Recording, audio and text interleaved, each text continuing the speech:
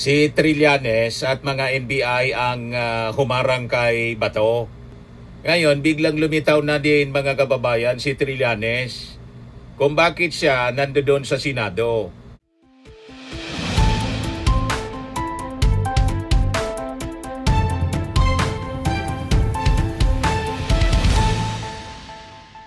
Hello po mga kababayan, si Dante Maravillas. O ngayon, sabi, si Trillanes at mga NBI ang humarang kay Bato. Ngayon, biglang lumitaw na din mga kababayan si Trillanes kung bakit siya nandoon sa Senado. O ito na ngayon ang sabi ni Trillanes. Kaya ako nandito dahil personal request ni Senator Bato de la Rosa na samahan ko yung mag-aresto sa kanya. May warrant of arrest na daw. Corner, mga kababayan, no? ICC yata to. Oh. Tama, oh. Di ba sabi niya, make my day. Nandito ako ngayon. Make my day. Mr. Antonio Trillanes. Ito ang sagot ni dating Senador Antonio Trillanes kung bakit siya nasa Senado ngayong araw, May 11, habang hawak ang isang International Criminal Court warrant of arrest. Sa ngayon, present sa sesyon ng Senado si Bato de la Rosa. Hinalal din si Senador de la Rosa bilang chairperson ng Committee on Public Order. So yun mga kababayan, kaya pala nandun si Trillanes. Kasama yung NBI, dala yung warrant of arrest ng ICC.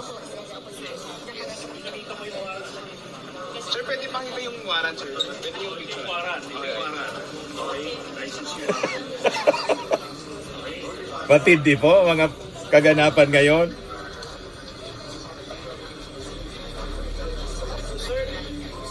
Binigita niya sa media.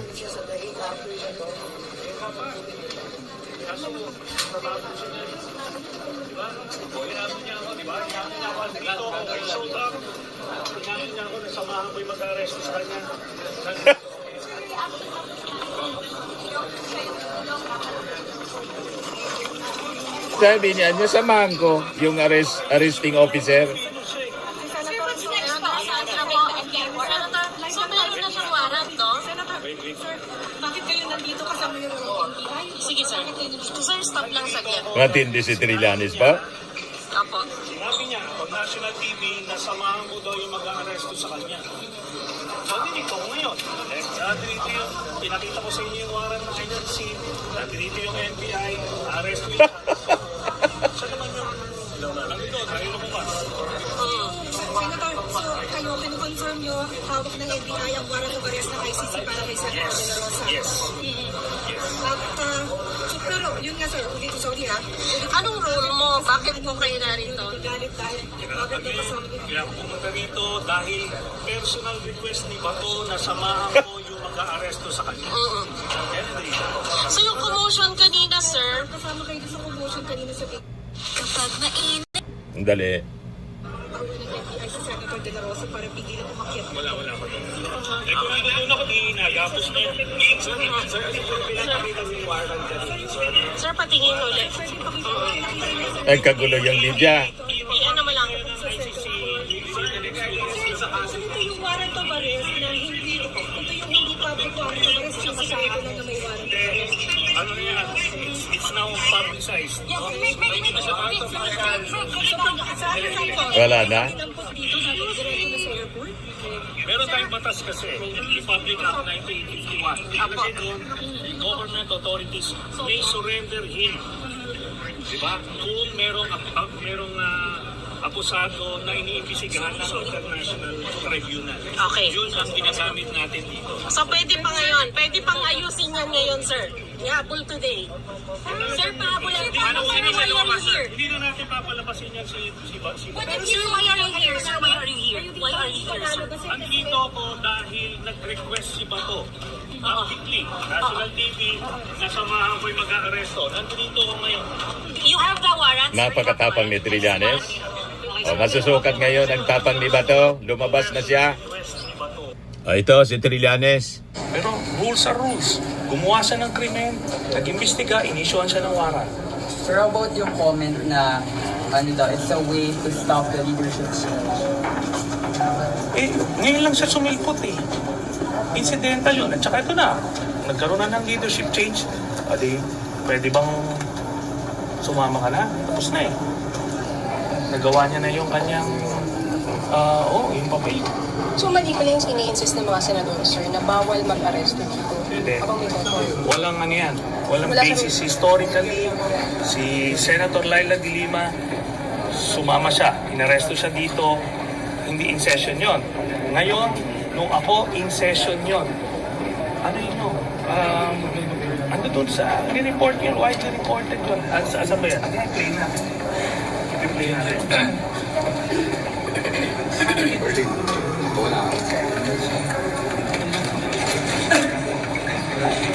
Safe ko lang.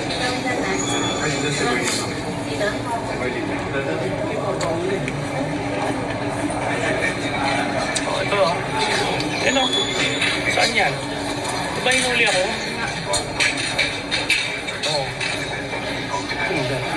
Hinuli nila ako. 2018 yan.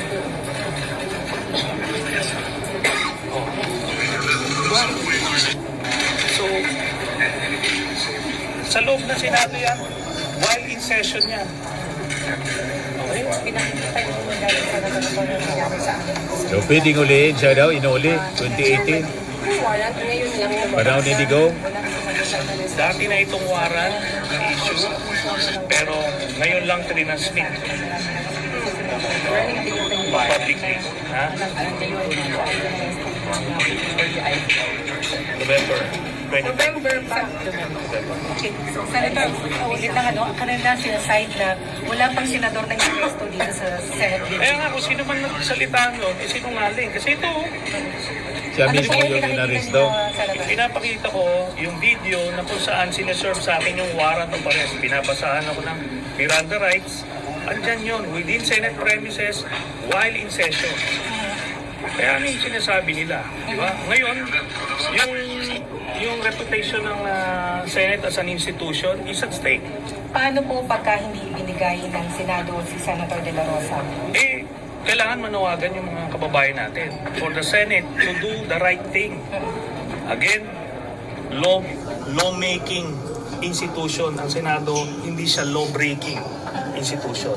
Nagkakadel sila ng kriminal.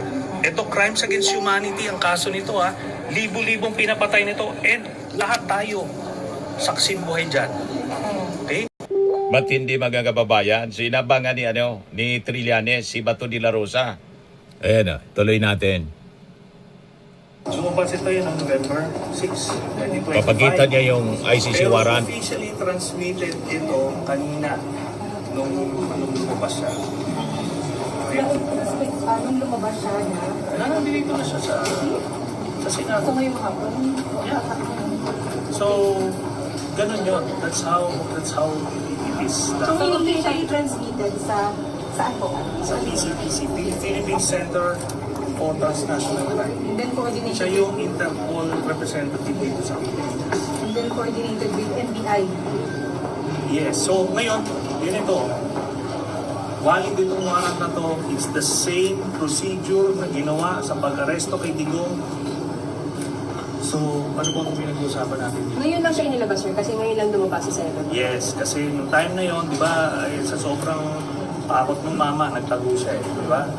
Ngayon, nagmamatapang siya kasi may nilabas na walang public warrant daw, sabi ng ICC. Walang public warrant, pero may sealed warrant. Yeah. Nandito siya ngayon, ipasok siya sa bitag. So, dito ba yung pagkakalimig po? Ituloy natin. Ngayon, pwede makasuhan din. Obstruction of justice. Sir, madalas po nilang argument yung local court order para sa inyong lima, kailangan pa ng gano'n before the arrest happens. Maliwanag nga po yung batas natin, Republic Act 1951, dun sa jurisdiction, sinasabi doon na kung merong akusado o iniimbestigahan ng International Tribunal, ay ang Philippine authorities may surrender that person. So, ito yon. Yun ang ginamit na basihan sa paghatid kay Digong sa The Hague. Hindi yan declared as unconstitutional by the Supreme Court. Walang ganon. Yung provision na yon, hindi siya sinantabi. So, valid siya na batas. Sir, technically naka-lockdown po ngayon ng Senate. Would this affect po yung paghihintay o yung pagsundo kay Senator Bato? Hindi, nasa sa kanya yan eh. Pag nakahanap siya ng tapang niya, at ibis na nananaig yung kaduwagan niya, edi ganon. Sir, would you know kapag na-arresto siya ngayon, ililipad na rin po siya sa dahil? Sana, yun na ating siya. No? Hindi na ako privy to. Paano sir pag ginamit yung argument, yung forma daw po ng pag-wrestle ng NBI sa kanya kaya hindi siya sasama? Bakit? Kanina Dapat galing siya siya pumasok pumasok ng sa pag-handle sa kanya. Dapat niya, ginapos na siya kanina eh. Ora mismo. Naging, ano pa nga, binigyan pa siya ng konting puwang eh. In fact, ang Dapat ginapos na daw. pwede siyang makasuhan doon. Evading arrest na kagad siya. So sir, would Maraming ano dito. mas violation. okay ba sir na hindi siya pumunta na lang dito o nakasabay strategy ba o nakasabay-sabay? Hindi, diskarte niya yan. Siguro, akala niya, walang warat, hindi na siya lumabas. Kaya hindi ito ngayon. Hindi mate. Okay? Ito yung warrant of arrest ni Bato, mga kababayan. May picture niya mismo. From pre-trial chamber 1.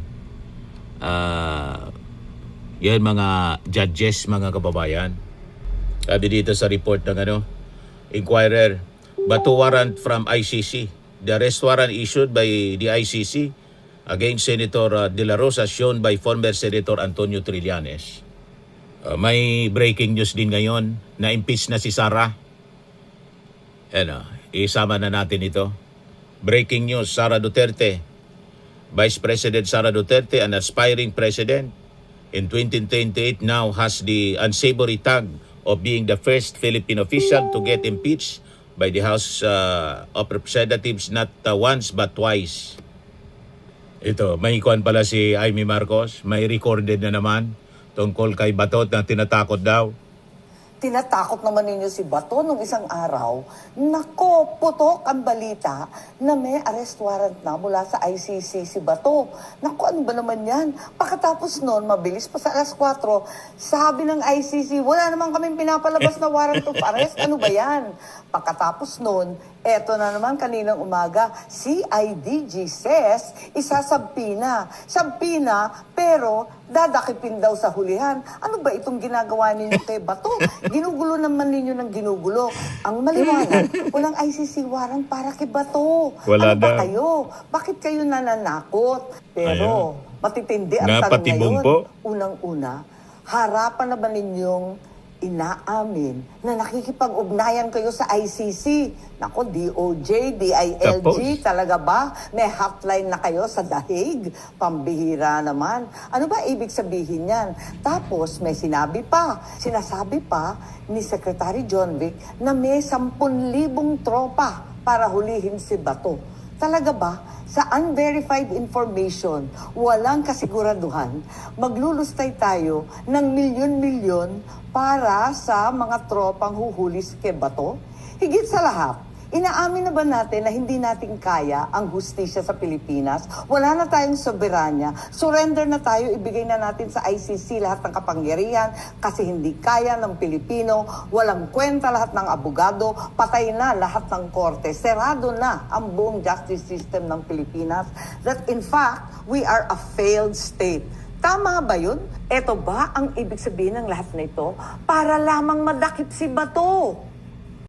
Malinaw na mahina ang intelligence ng kampo ng Duterte. Diba?